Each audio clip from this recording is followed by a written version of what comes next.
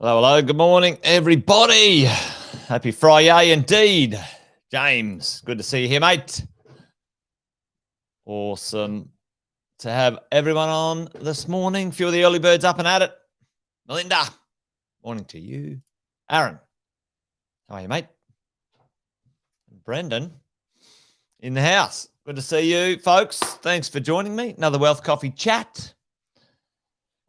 This one is for you, Rose. If you're listening today, give us a shout out. Rose left me a note on one of my channels, a bit of a comment in the chat section saying, hey, can you explain capital gains tax a little bit more, maybe the 2-year rule? So I thought we might have a little look at that today, and I'll give you some guidance of where you can go read some stuff. The ATO's actually got some pretty good information online. However, a lot of it is pretty intense. I'll show you that in a minute. So we're going to talk a little bit about capital gains tax today. And did you know, folks, there's actually no such thing as capital gains tax? Did you know that? Did you know that? Tell me in the chat, do you know why I say that? And it's a bit tongue-in-cheek, but it's true. There's actually no such thing as a capital gains tax. Tell me, do you know what I mean by that? Morning to you, Luke. We got David here. David, morning, mate. Kevin, all the way from Florida. Morning, good evening to you. Mick, g'day, mate. Good to see you. A capital gains tax, hey? Do you know that that there's no such thing, hey? There you go. Why do I say that? How does it work, folks? Well, let's dive into that today. Hang around. Might be a short one today. We're just going to talk about capital gains tax. Like I said, this one's for you, Rose. There we go. Let's have a bit of a look. What are we talking about when it comes to capital gains tax? Do you know? All right. Might be a little bit detailed today, but hopefully not too dry. Listen, how is tax calculated? Well, folks, every cent that you receive, wherever it's received, money is received in your personal name, a company, or a trust. There's 3 places that money is received, or some structure, partnerships, blah, blah, blah, blah, super funds, whatever. They're all some version of an entity or a recognized tax-paying entity.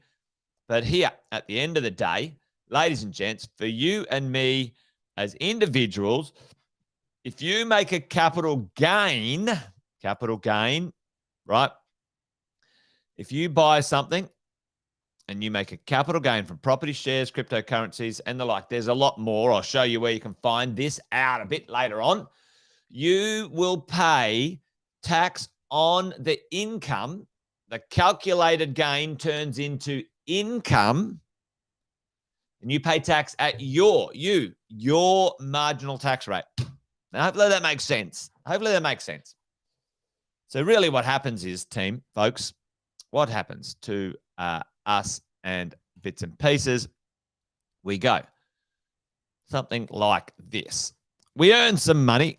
You as an individual earn some money, all right, and you pay income tax on that, okay? That might be P-A-Y-G. P-A-Y-G. I'll rub that out. P-A-Y-G. You go to work each day, you earn some cash, and you pay your taxes, okay? That's where you pay your tax on the P-A-Y-G income. Let's say you get 100 grand in here, then you'd pay about 25K in tax. Everyone cool with that? Following along. Let's say over here you have a property and you sell that property, and let's say you bought it for 500, you sold it for 600, and you made a $100,000 gain in that year. The gain was made in that year, okay? Now, I'm not including costs and stamp duties and ins and outs and all this sort of stuff and cost base, and there's a gazillion little details to calculate this, but here's the big picture conversation. You make a capital gain, and depending on how long you've owned it and who owns it, you as the individual own it. Let's just say you as the individual owned it. You've owned it for longer than 12 months. If it's an investment, and you are eligible to reduce. You can get a 50% discount on the calculation of the gain. So what happens is the 100K to be calculated for tax goes from 100 to 50K. So you calculate, are you eligible? Morning, Alison. Morning, Chris. Good to see you in the house. You are eligible for a discount of the gain that you have to calculate on. You made 100. Listen, folks, you get 100, you get 50 for free. 50 is a free hit. Fantastic. Thank you.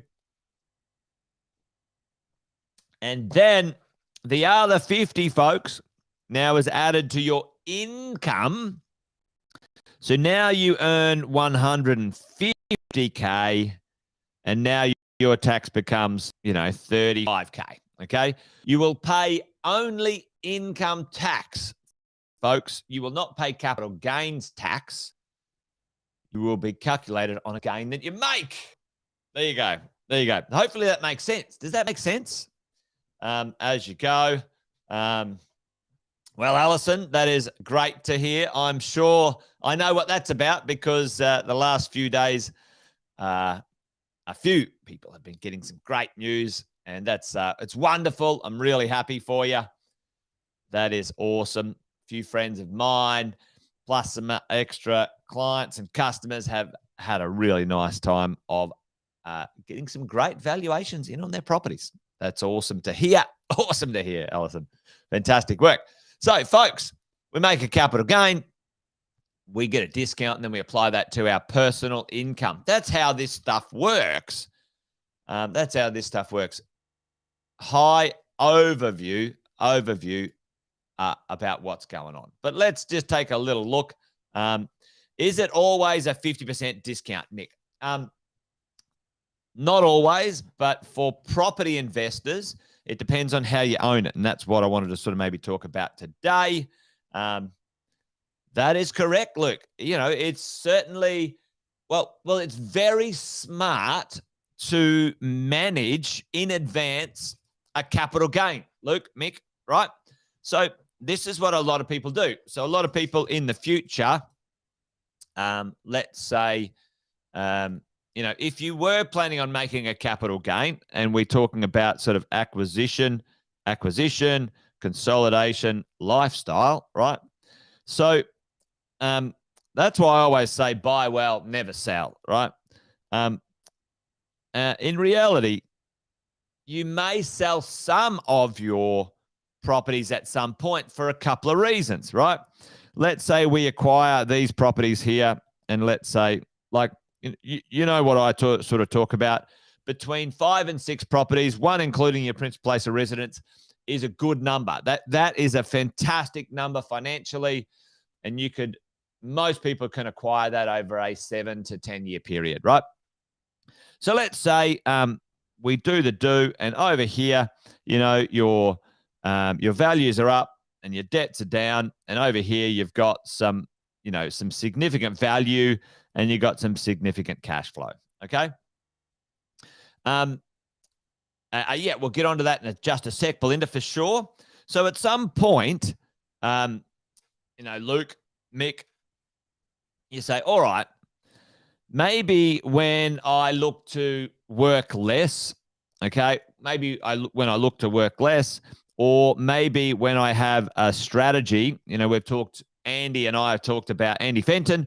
We've talked about, there might be a reason to transfer some of this gain, some dollars from your personal world into somewhere else that might be treated better tax-wise, right? So there's some very cool opportunities to transfer a gain from, let's say, a property sale into, let's say, super at some point in the future and minimize those capital gains tax and get them down. So I'm going to get Andy to do a little bit of talk about that one. So the point is, yes, Luke, it's certainly worth minimizing your income in the year that you're selling it.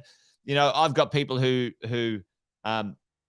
retire, they don't have any income for the first couple of years, and then that's when they do the rearrangement of their assets, selling down, shifting over, those sorts of things as you go. I just had, let me see here. Anyway. Oh, back. Okay, cool.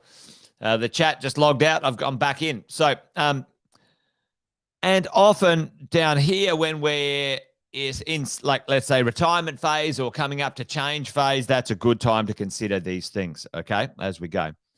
Who qualifies for the 50% discount? Belinda, here's who qualifies. Here's how it works in general, okay? An individual, so a person or persons, and trusts, okay? And it's super and other things as well. But in general, if you own a property, and I'm just going to talk about property, there are other assets that this applies to, but if you own a property for more than 12 months, this is an investment, folks, investment. Remember, your principal place of residence, your home is CGT free as well. So if you own it for more than 12 months, you can get a 50% discount on the capital gains that you would calculate then to add to your income, okay? That's how it works. Now, the interesting thing that has happened right now is that who knows that a little while ago, let's say, when did it start? In 2018, like something happened here, right? So, and this is just conversations around structuring now and having a think about what might it look like in the future, okay? So for some of us, we might, owning properties in our own name and trusts was very useful because you received, you received the discount, okay? So if you ever were planning on, selling a property or doing something like that, then that was quite sensible. But what has happened, folks, over the last little while, company tax rates have reduced, right? So 30%, 27, 26, 25. And so now company tax rates, or owning a property in a company and making a capital gain, technically, if you think about it in this sense, all right, let's go back to my little scribbly sheet. is that, let's go here. So if you make $100,000, you get a 50% discount, okay, minus 50% equals 50,000, and you would pay tax on that 50,000, okay, 50K. So, folks, if that 50K was already added to your $100,000 as an income, yeah, okay, and either you owned it in your own name or you owned it in a trust. This is getting a bit technical, but I'll just quickly say it. Now your income's 150, you would be paying more than 25% tax. Hopefully you're following along here, okay? So there could be a good conversation to have. This is in a trust or your personal name. Personal, right? Trust or personal, because it has to push out into your personal name. Over here, depending on how the company is set up and so on, you make 100K, you don't get a discount, but the tax rate is only 25%, okay? So you only pay 25K in tax. The tax rate is fixed at 25. If your money pushes into your personal name from a trust or the direct calculation from the gain into your personal income, you might be paying 30% tax at that point in time, okay?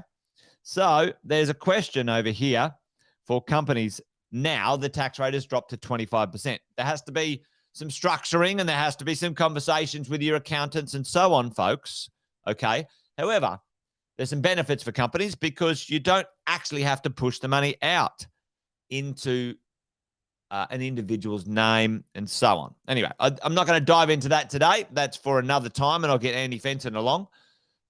Maybe that's a bit technical for today's conversation. But there's two things, and this is for you, Rose. This is for you.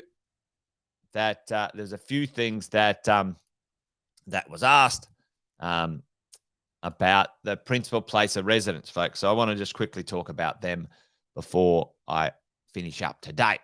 There's two rules that we need to understand with our home, our principal place of residence. There's a 6-year rule and a 2-year rule, okay? 2 years and 6 years. And what do they apply to? Listen, you can do this. I'll just quickly show you. So after this, you could go and have a look at all of the details of this. Everything that I'm talking about is online, available for you to read. And if you're into it, you should go and read it. Most of it's on the ATO's website, right? There is a 6-year rule that you can rent your property out, and still be treated as your main residence, right? And it continues. See here, it continues to be exempt from capital gains tax. Okay. It continues to be considered tax-free. Okay. So what does that mean? So if you have a principal place of residence, let's go here just quickly. You can go and read it, look it up online. Principal place of residence. So if you move out, you can rent it for up to 6 years, as long as you don't nominate another property as a principal place of residence in the meantime. But you've got if you do, you've got 6 months window to sell it anyway after 6 years. But it will, you could move back in, or you could sell it, and it will still be capital gains tax free. Okay. The 2-year rule is this: if you move out, so you have a PPR. If you have a PPR and you move it, you buy another one. So you're going to another PPR. So this is your old one, and you're going to a new one. You have up to 2 years to sell or move into the new one as a transition, Rose. And I think that's what you're asking about the other day. Okay. So if you move into a new one or you're building it, this is usually allowable for sort of, building a new one and nominating that one and selling the old one, and you've got the benefit on both, and blah blah blah. That's what happens. You've got a bit of a benefit there. Not really a benefit, but just a window that you can make sure you're not disadvantaged. Okay, so those are the rules, the basic rules, and there's some much more detailed stuff online. Go and have a look at the ATO website, folks. Fantastic. Two really good websites. The ATO website, some good info, and this one here called Money Smart. Okay, moneysmart.gov.au, and the good old ATO website. You can have a bit of a look at that. There's plenty of information on there. Anyway, hopefully that makes sense. Hopefully that was useful. A little bit detailed today. A little bit down in the details of it, folks. But that one was for you, Rose. Hopefully it was useful. If you need more info, give us a shout. Always happy to dive a little deeper on that stuff if you want to. But then I need to get the experts. We've got Daniel, we've got Andy, and we've got Anthony, who are all part of the network of experts here at Positive that can talk particularly specifics about these things as we go, because they're qualified accountants, financial planners. So there you go. All right, folks, that's it. I've got something to do. I'm taking my wife away for the weekend for her birthday. I need to rush off and pack, or I'll be late for our thing. So I got to go. Anyway, that's it. Stop rabbiting, Jason. Say goodbye. All right, folks, that's it. Great to see you. Join me next week for another one. You guys know the drill.